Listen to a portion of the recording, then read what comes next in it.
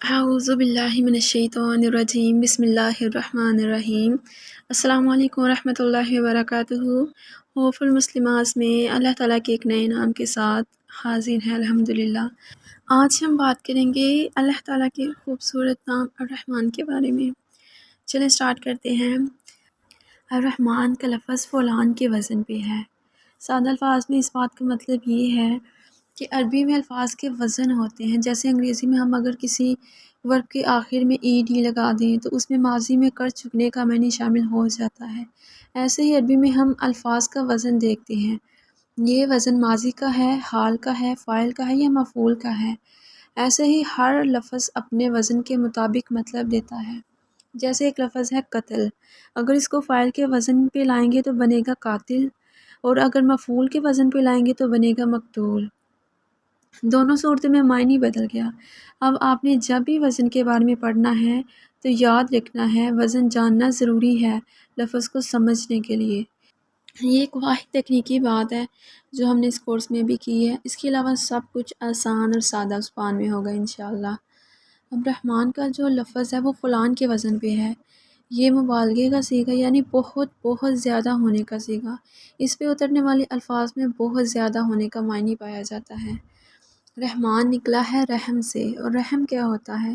اگر آپ کو اللہ تعالیٰ کے نام رحمان کا مطلب جاننا ہے تو آپ کو الفاظ کا تعاقب کرنا ہوگا کہ رحم کے لفظ کا اصل مطلب ہے کیا۔ ہم رحم کا لفظ روزمرہ گفتگو میں استعمال کرتے ہیں، لیکن کیا ہم رحم کے اصل معنی سے واقف ہیں؟ کیا ہم جانتے ہیں کہ رحمان ہوتا کون ہے؟ شاید نہیں، کیونکہ ہمارے پاس اللہ تعالیٰ کو جاننے کا وقت ہی نہیں ہے۔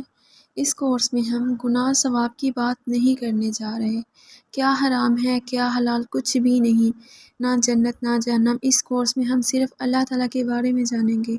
ہمیں اللہ تعالیٰ کی ذات کو جاننا ہے تو اس کے ناموں کے معنی جاننے ہوں گے تاکہ ہمیں معلوم ہو سکے وہ ہے کون، وہ جس کے آگے ہم 5 دفعہ جھکتے ہیں ایک دن میں، اور وہ جس کو اپنا مالک مانتے ہیں وہ اصل میں ہے کون، وہ جس سے ہم دعا مانگتے ہیں اور دعا قبول نہ ہونے پہ اس سے ناراض ہو جاتے ہیں، وہ رب ہے کون۔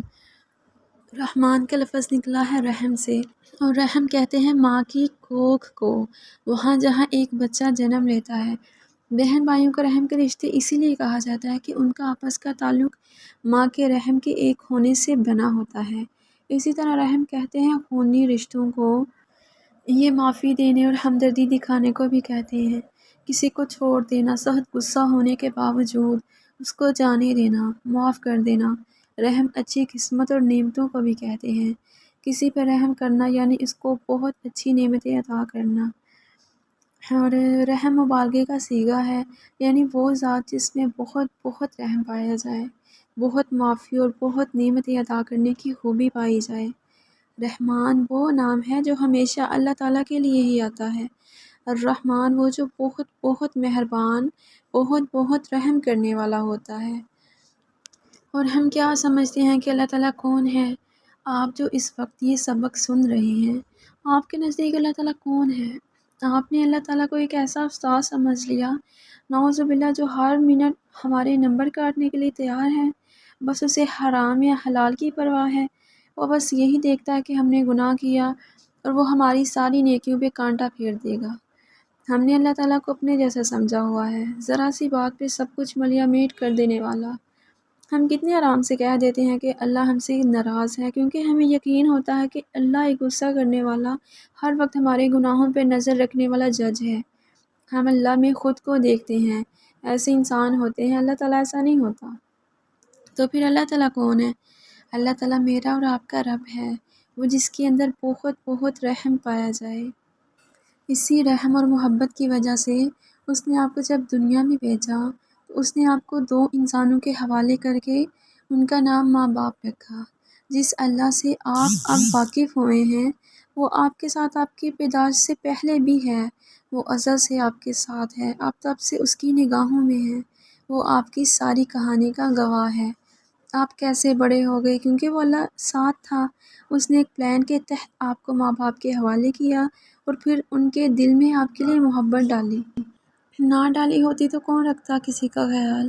اور یہ آپ کو لگتا ہے کہ آپ بڑے ہو گئے، اس نے آپ کو جیسا بنایا تھا ویسے ہی ہیں، ایک کمزور وجود جس کو اپنا اچھا برا نہیں معلوم۔ آپ کو کیا لگتا ہے کہ آپ ایک گناہ کر کے آئیں گے اور اللہ تعالیٰ آپ سے نفرت کرے گا؟ بس اب آپ دھتکارے ہوئے ہوگے۔ نہیں، آپ کا رب آپ سے نفرت نہیں کرتا، نہ اس نے آپ کو چھوڑ رکھا ہے۔ اس کے نزدیک آپ ایک کمزور انسان ہیں۔